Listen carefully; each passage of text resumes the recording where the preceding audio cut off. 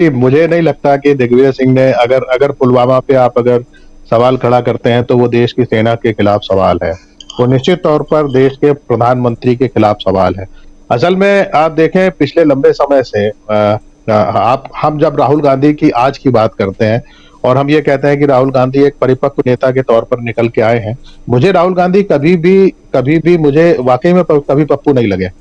राहुल गांधी की बात मुझे हमेशा गंभीर लगी। ये अलग बात है कि लोग उसको किस तरीके से लेते हैं और किस तरीके से करते हैं। दूसरी चीज एक और आप खास तौर पर देखिए, आरएसएस की एक खास स्ट्रेटेजी है। आरएसएस उस हर व्यक्ति के ऊपर हमला करता है जिससे आरएसएस को खतरा है। आरएसएस ने पूरी वामपंथी विचारधारा जो आरएसएस से लड़ने के लिए सबसे ज्यादा मुफीद विचारधारा थी, उसको बिल्कुल डिसोन कर दिया सोसाइटी से। राहुल गांधी को पप्पू बनाने के पीछे जो आरएसएस की पूरी जो स्ट्रेटेजी है वो यही है। जो व्यक्तिगत हमला जिस तरीके से ये लोग दिग्विजय सिंह के ऊपर या राहुल गांधी के ऊपर करते हैं, उसका सीधा कारण यह है कि कांग्रेस में मुझे जो लगता है बहुत चुनिंदा नेताओं में से दिग्विजय सिंह ऐसे नेता हैं जो सीधे आरएसएस से लड़ने की दम रखते हैं। और राहुल गांधी भी इस यात्रा में शुरू से ये बात कहते चले आ रहे हैं कि हमको आरएसएस से लड़ना है, क्योंकि ये विचारधारा की लड़ाई है। तो जहां तक ये बात है, निश्चित तौर पर दिग्विजय सिंह बीच बीच में आरएसएस के ऊपर इस तरीके से हमले करते हैं या बीजेपी के ऊपर, जिसको ये पूरे देश के खिलाफ एक ये बताने की कोशिश करते हैं कि ये जो माहौल पूरे देश के खिलाफ बनाया जा रहा है। तो निश्चित तौर पर देखिए, राजनीतिक फायदा उठाने की बीजेपी कोशिश करती है और राहुल गांधी अगर उससे बड़ी खूबसूरती के साथ किनारा करके गए तो ठीक है। आज की राजनीति में ये जरूरी है, क्योंकि निश्चित तौर पर उनके पास पूरे सत्ता संसाधन है, पूरा मीडिया है, पूरे उनके सोशल मीडिया पे पूरे पे उनका कब्जा है ना। तो इसलिए हम ये कह सकते हैं कि बड़ी आसानी से वो बच के चले गए। लेकिन सवाल तो सवाल है, सवाल आप खत्म नहीं कर सकते। आप बताइए, बीबीसी की जो डॉक्यूमेंट्री आई आज, हर मुझे लगता है कि जो लोग देखने चाहते हैं उनके सबके कंप्यूटर में वो है, तो इसलिए उसके ऊपर बैन करने का कोई बहुत ज्यादा मतलब है नहीं। लेकिन और अगर आपको लगता है कि भारत की प्रतिष्ठा के खिलाफ, मतलब आप ये सवाल कहा जा रहा है कि साहब ये मोदी जी के खिलाफ नहीं, भारत की प्रतिष्ठा के खिलाफ है। भाई, भारत की प्रतिष्ठा के खिलाफ ये कहां से हो गया? अगर दंगे हुए और उसमें 3,000 लोग मारे गए तो इस पर तो सवाल किया जाएगा ना। तो ये भारत की प्रतिष्ठा कहां हो गई? क्या भारत दंगों का देश है? तब आप उसको भारत की प्रतिष्ठा से जोड़ेंगे? तो कुल मिला के जो आरएसएस की जो पूरी स्ट्रेटेजी है, वो स्ट्रेटेजी है इन छोटे छोटे से शब्दों में घेर कर चलना और उसके उसके मतलब एक इस तरीके का माहौल बनाने की कोशिश करना है कि आप पूरे देश के खिलाफ खड़े हो गए हैं या आप सेना के खिलाफ खड़े हो गए हैं। निश्चित तौर पर पुलवामा में जो सैनिक मारे गए, अगर उनके बारे में पूछा जाए तो सेना के खिलाफ कहां से हो जाता है?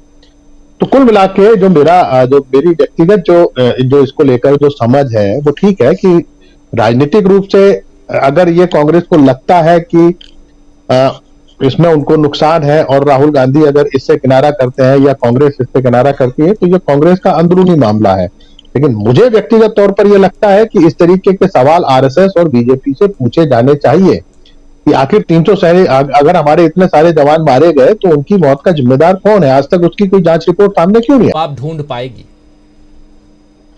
देखिए राजीव जी, जितने लोग कश्मीर को जानते हैं या कश्मीर के बारे में जो भी थोड़ा बहुत पढ़ा लिखा है हमारे जैसे लोगों ने, हमको पहले दिन से पता था कि 370 हटाना कोई समस्या का समाधान नहीं है। समस्या का समाधान है लोगों के अंदर भरोसा कायम करना। जब आप लोगों के अंदर भरोसा कायम करते हैं, क्योंकि कश्मीर के लोगों के अंदर जो अलगाव है, हम अगर 1947 में देखें जब कबायलियों ने हमला किया था, तो कश्मीर के मुसलमानों ने ही शेख अब्दुल्ला के नेतृत्व में कश्मीर को बचाया। आज जितना कश्मीर हमारे पास है वो उन्हीं कश्मीरी मुसलमानों की वजह से है, जिनको हम लोग हिंदुस्तान के दूसरे कोनों में बैठकर ये देशद्रोही बोलते हैं। तो सबसे जो महत्वपूर्ण बात है, हम ना इतिहास को समझना चाहते हैं ना पढ़ना चाहते हैं। फिर एक ये सवाल खड़ा होता है कि वो लोग जिन्होंने कश्मीर को हिंदुस्तान में मिलाया या जिन्होंने कश्मीर, आज जितना हिस्सा कश्मीर हमारे पास है उसको जिन लोगों ने बचाया, आज वो हमारे खिलाफ कैसे हुए?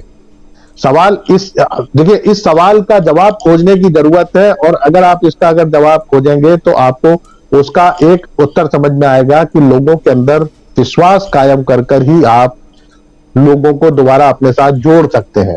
जो विश्वास लंबे समय से दूर हुआ और आपने 370 खत्म करके जो एक तरीके का जो जो लोगों के अंदर अलगाव जो पैदा हो रहा था, आपने उसको और ज्यादा बढ़ाया। क्योंकि 370 से निश्चित तौर पर उनके अपने अपने जमीनों के जो मसले थे, और हम देखें 370 के बाद जिस तरीके के हमले हुए और उन तमाम इलाकों में पलायन शुरू हुआ जहां पर 90 में भी नहीं हुआ था। तो ये एक बात है। और राहुल गांधी जो बात कह रहे हैं या जो कर रहे हैं, वो निश्चित तौर पर एक उनका भरोसा कायम करने की ही बात है कश्मीरियों की। देखिए, कश्मीर की समस्या का समाधान ये हमारे जैसे लोग पहले दिन से जानते थे कि जब तक आप वहां के हिंदू और मुसलमानों के बीच में एक डायलॉग शुरू नहीं करवाएंगे, जब तक वो एक दूसरे को स्वीकार नहीं करेंगे, तब तक उस समस्या का कोई समाधान नहीं होने वाला। आप अगर ये चाहें कि वहां पर आप रेस्ट ऑफ इंडिया से ले जाके लोगों को आप बसा दें और उसके बाद वहां पर मुसलमानों को अल्पसंख्यक बनाकर आप जो जो पॉलिटिक्स जो आरएसएस और बीजेपी करना चाहती है, वो पॉलिटिक्स तो अलगाव को और ज्यादा ही बढ़ाएगी। और उसी का नतीजा आज हम देख रहे हैं। देखिए, जो कश्मीरी हिंदू जो बीजेपी के बहकावे में खड़े थे, हम अगर अगर 90 के दशक की बात करें, जब वो वापस निकले थे वहां से, तब भी वो बीजेपी ही सत्ता में, और आज जब दोबारा पलायन शुरू हुआ है तब भी बीजेपी ही सत्ता में है। अब बीजेपी ये कहती है कि कांग्रेस ने किया, या जो भी दूसरों के ऊपर आरोप लगाती रहे, वो अलग बात है। ये आरोप तब तक चलेंगे जब तक लोग चीजों को नहीं जानते समझते, लेकिन जिस दिन वो समझना शुरू कर देंगे उस दिन ये सारे आरोप धराशायी हो जाएंगे।